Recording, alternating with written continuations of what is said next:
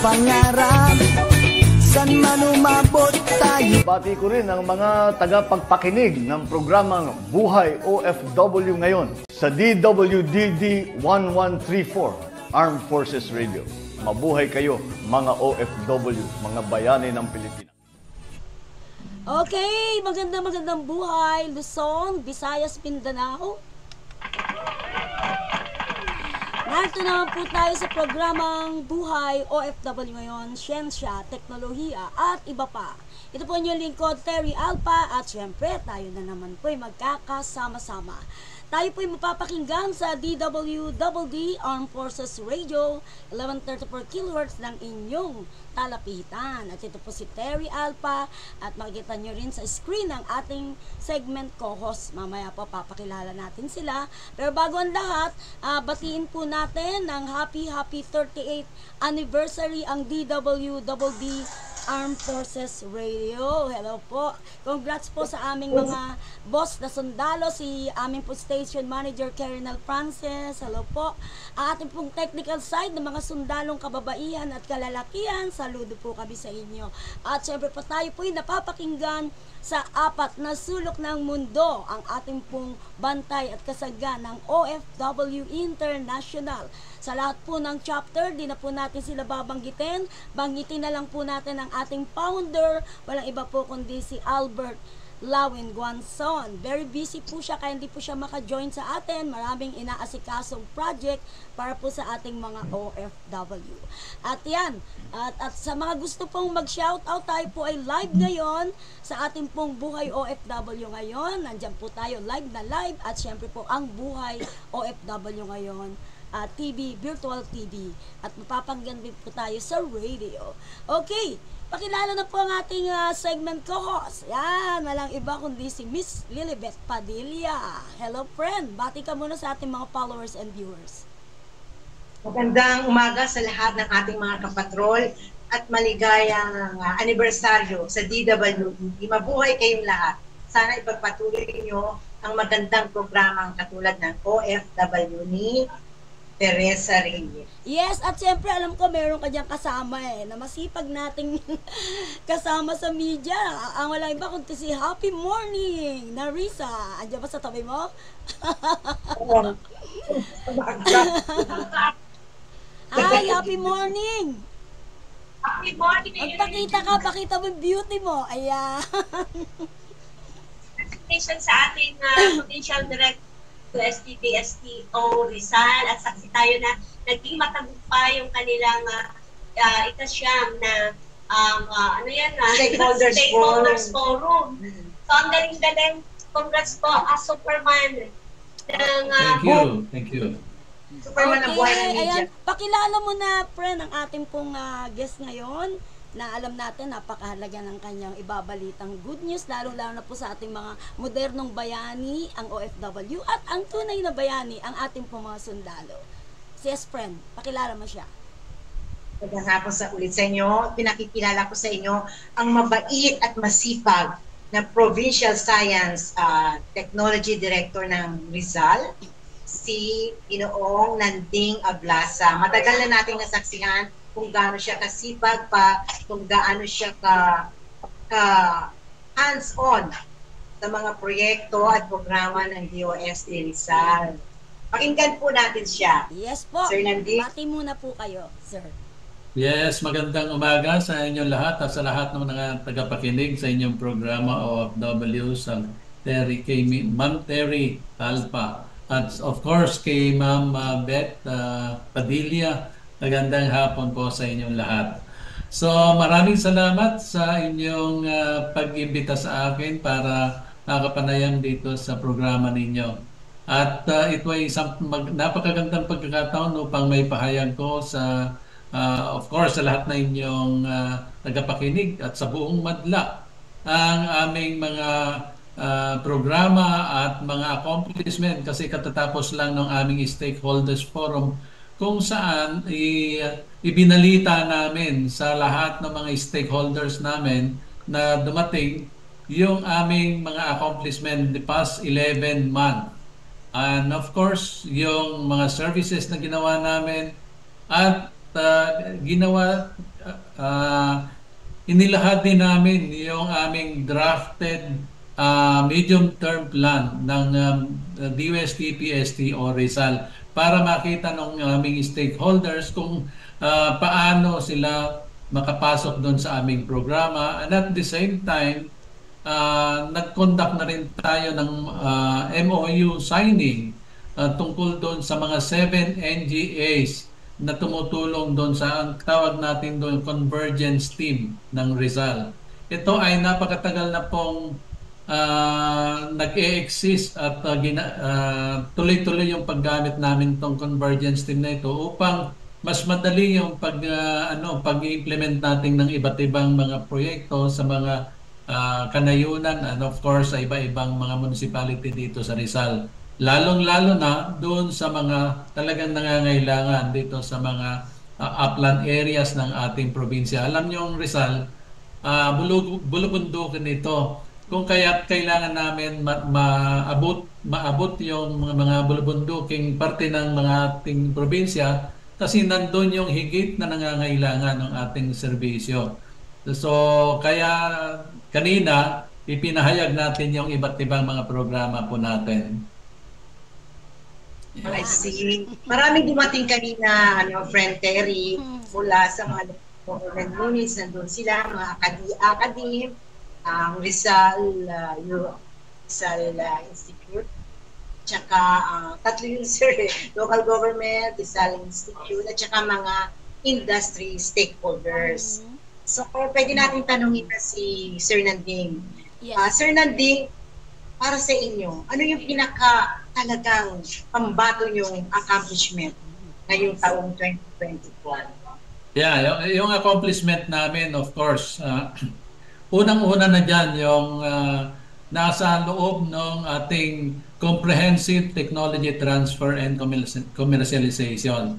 Ito yung setup program natin. Kasi alam niyo yung isang awardee namin kanina, not just awardee in the province of Rizal, but she's also awardee in the regional level. Yun po yung tropical palm herbs.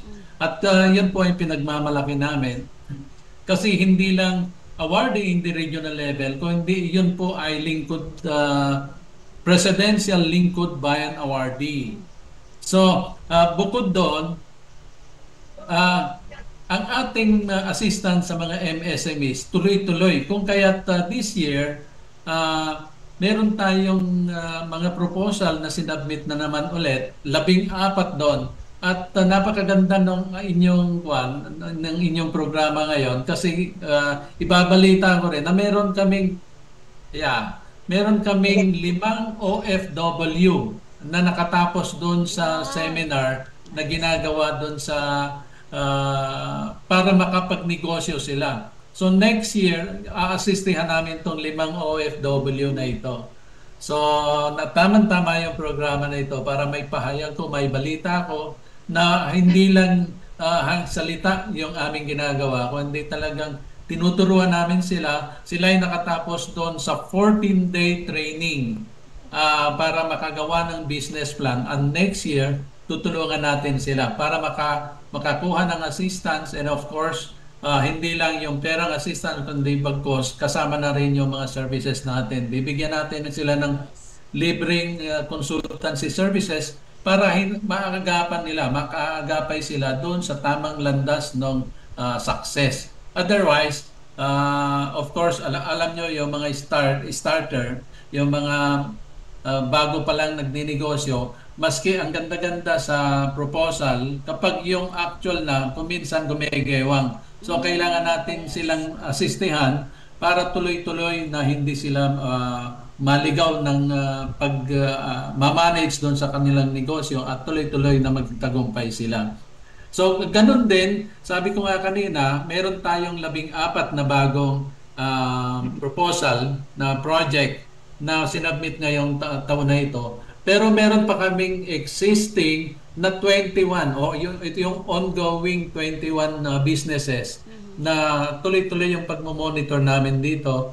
And last year at saka nitong part ng November to November last year hanggang ngayon, meron kaming 15 approved projects na i-implement na, due for implementation. So ito'y tuloy-tuloy na. Kaya sabi ko nga, this is a very good program to assist MSMEs talaga para maagapan yung ma-upgrade yung kanilang existing capabilities.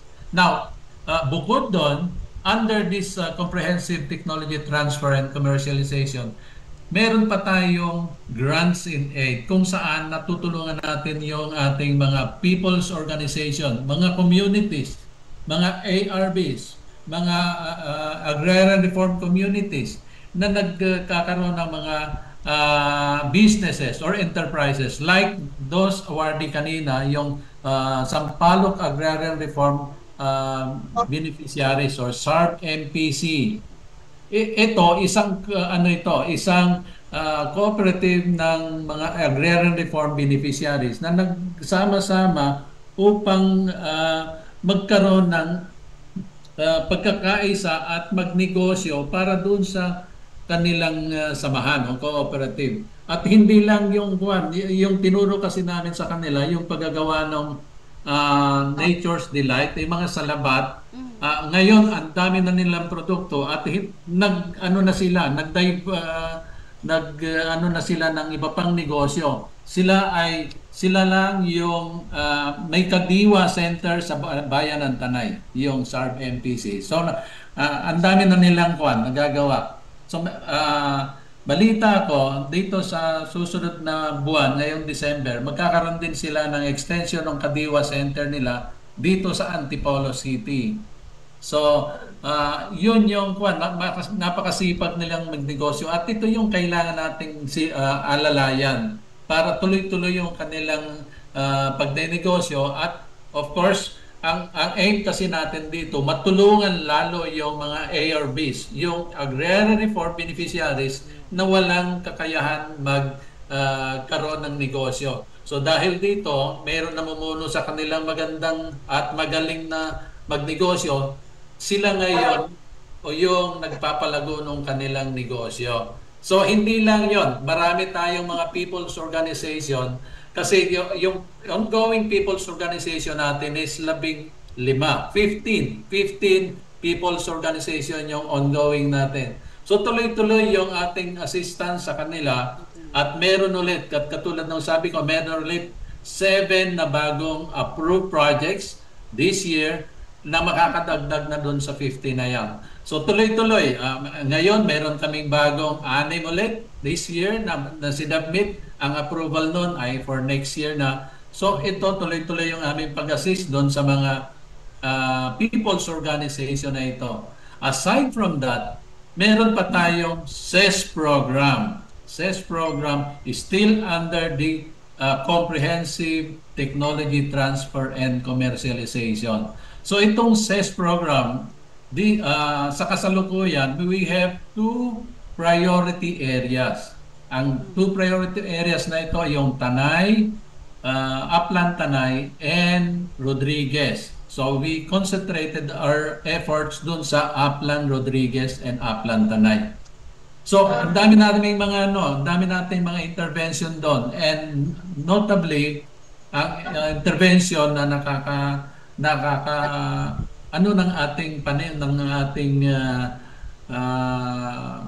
nakakapugaw ng ating attention, of course, yung pagtulong natin doon sa mga katutubo. Kasi 2 years ago, nagkaroon ng nagkaroon ng diarrhea outbreak sa barangay Santa Ines in Upland, Tanay. Santa Ines, Tanay, Rizal. As a result, doon sa outbreak na yon, merong sinawampalad na 5 or 6 yata yun. Tapos halos buong community nagkaroon ng diarrhea. So ito yung so ang ginawa natin, nagkaroon tayo ng technology needs assessment, and nakita doon na ang source ng pagkakasakit nila is yung tubig.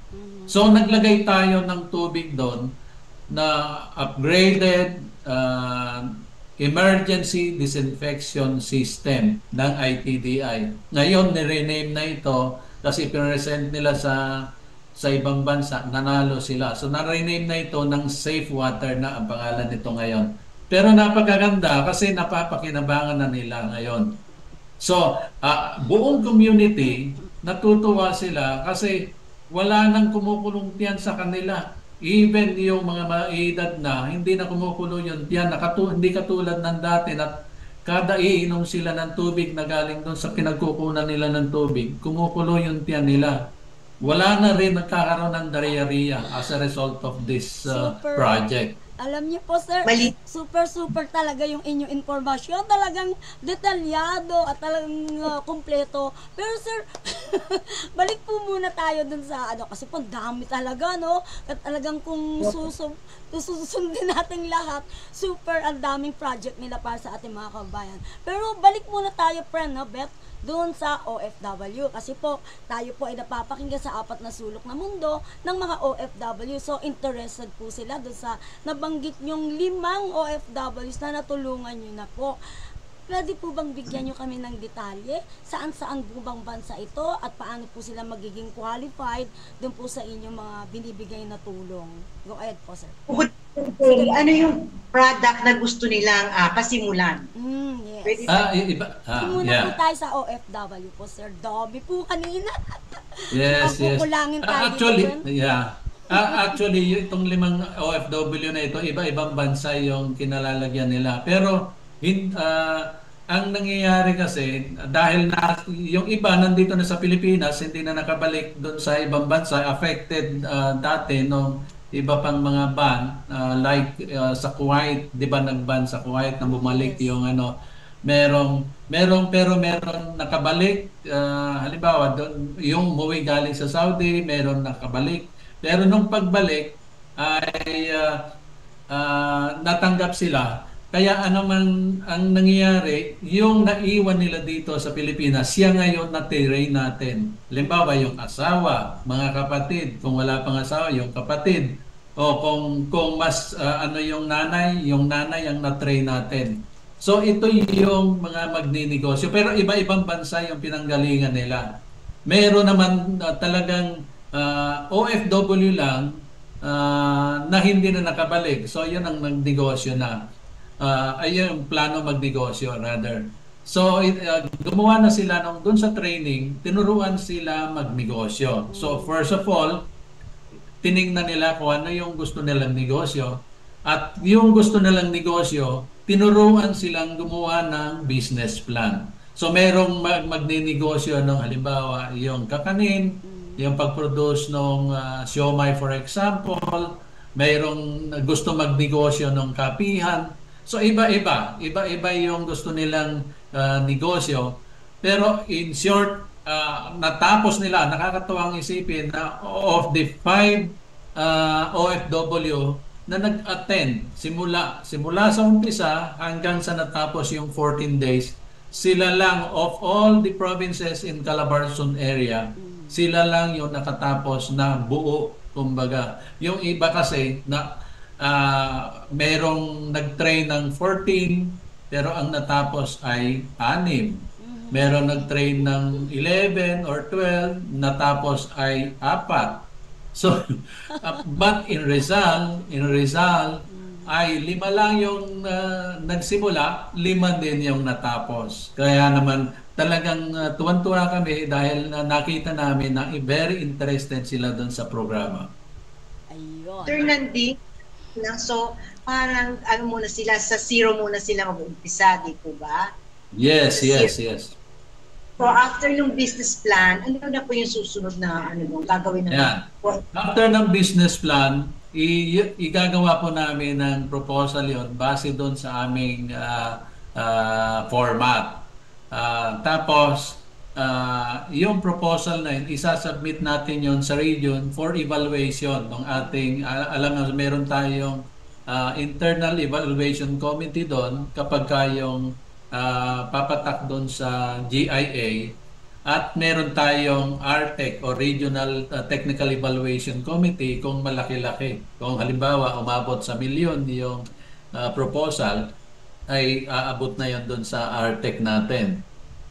Kung kaya't, kapag natapos namin yung proposal ng next year, isa-submit po natin yon sa Regional Internal Evaluation Committee para ma-evaluate nila. So kapag na-evaluate nila at na-convince sila, base doon sa sinubmit namin proposal, ayon doon sa kanilang business plan ng OFW, ma-approve yun. And part nung na yon, nung assistance sa kanila, 500,000 kasi yung initially 500,000 yung assistance.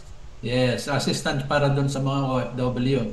And 75% nun ay yung pwede nilang ibalik o i-repay. Pero yung 25% magiging grant na yon as part of the training expenses na nagamit na nila.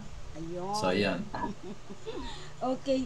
So, marami pong nakikinig po sa atin ng mga OFWs. Paano niyo po ba sila paano po bang qualification o ano po ang requirements nyo para po maging bahagi po sila ng inyong mga project? Kasi nabanggit nyo nga po, ang dami pong nag-apply pero ang nakatapos lang po iilan lang po na kung saan yung matyaga talaga yon. Yes, yes. Umasenso. At saka kailangan kung ang OFW wala dito sa Pilipinas, pwede pa rin naman siyang mag-attend via Zoom. Kasi doon sa mga trainings. Pero kung hindi niya kayang umattend ng via Zoom, yung mga asawa nila, mga anak or kapatid, yun ang pa-attendan nila doon sa seminar. Kasi talagang tuturuan sila ng 14 days. Tuloy-tuloy yun. Tuloy-tuloy yung pagtuturo sa kanila ng business plan preparation, yung pag-identify ng pwede nilang manegosyo, and then, of course, yung accounting. Kailangan doon. Tinuturuan din sila ng ganon. Proper accounting ng mga small businesses. So, ang gagawin lang nila kung interesado sila, pwede silang mag-apply, mag-suggest dito sa amin, or pwede silang pumunta doon sa mga OWA offices at sabihin nilang gusto nila mag-avail ng DOST assistance. So, yun, pwede namin silang ma-assistihan. Lalong-lalo na kung nandito sila sa probinsya ng Rizal. Okay. Sir Nanding, ito po ba may connection sa iForward ng DOST NCR? Yun. Tama. Sa NCR yung sinasabi nyo, pero yung iForward Rizal yung sinasabi ko. Ito kasi buong Pilipinas. Buong Pilipinas kasing assistant ito. Yes. Friend Beth. Itatanong ko lang, ina-assess niyo po ba kung may financial capability ang isang OFW bago niyo i-consider na bigyan ng Yes, kapag kasi merong OFW na meron ng existing na businesses. At kung gusto niya mag-upgrade, at kalimitan kasi kapag may existing na businesses na, naliliitan doon sa assistance na may bibigay no Meron kaming isang ganon. Na meron siyang OFW siya pero meron silang patahian. So nag-avail siya ng mga ibang machineries para ma-expand niya yung mga patahian niya at makapaggawa pa sila ng other products na mas So parang ang in-avail niya ay machineries para sa embroidery. Yan yun. So kapag ganon, doon sa regular setup program po natin sila may apply. Ayun. Okay. Okay, friend. Tanong mo pa kay sir. Mayroon ako magandang tanong kay Sir Nanding nun Miss Universe na tanong. Nila in the future sa 2020 at tapos tinanong ko si Sir Nanding kung siya ang pagpipiliin, ano yung tatlong priority na maibibigay nilang programa para sa buong bansa? Yes. Actually, napakaganda ng tanong niyo, Ma'am Beth. Yung tatlong priority, of course, pipiliin ko yung tatlong programa ng DOST. First, yung Comprehensive Technology Transfer and Commercialization, kung saan makakatulong tayo doon sa mga small businesses and people's organization. Pangalawa, yung ating human resource development, kung saan nakapaloob dito yung ating scholarship. At pangatlo, yung S&T promotion. So, balik ako doon sa una, yung ating comprehensive technology transfer and commercialization. Under this, nandito nakapaloob yung sabi kong set-up program ng DOST, kung saan nakakatulong tayo sa mga micro, small, and medium enterprises. Lahat ng mga enterprises na ang negosyo ay pumapatak doon sa 8 priority areas ng DOST. Ano ba itong 8 priority areas? Andun yung food, processing, metals and engineering, ICT, pharmaceuticals, yung agriculture, horticulture, GDH. Yon. Iba-ibang mga programs na ito, ang mga priority sector na ito, kapag nag-fall yung kanilang businesses doon sa pwede silang mag-apply sa amin at ma-assistingan namin sila. Anytime open sila pumunta dito sa office at mag-apply. The same is true with the People's Organization. Kanina, during the, nakita niyo Ma'am Beth, yung pag-sign natin ng mga Memorandum of Understanding between and among the 7 NGAs and dito sa Rizal. At yon, ang mga tinutulungan natin ay yung mga people's organization naman at saka mga community. Alam nyo, matagal na namin ginagawa yung pagtulong-tulong, pero ngayon lang na formalize. So ang ginagawa po natin dyan, pinupul natin lahat ng mga resources natin. Halimbawa, nag-training kami doon sa isang people's organization. Wala na kaming pera para doon sa kagustuhan nilang ibang mga machineries. Ang isang agency doon magbibigay ng machineries like the Department of Labor and Employment. Maraming pera yon na binibigay doon sa mga small enterprise. So, yun, pinupul namin ng mga resources namin at yun holistic yung ating approach. Usually, ang mga nag-organize ng ating mga people's organization, yung the agriculture, yung Department of Agrarian Reform, and Department of Trade and Industry. So pagdating sa financial, Department of Industry, Trade and Industry yung magtutulong sa kanila hanggang doon sa marketing aspect.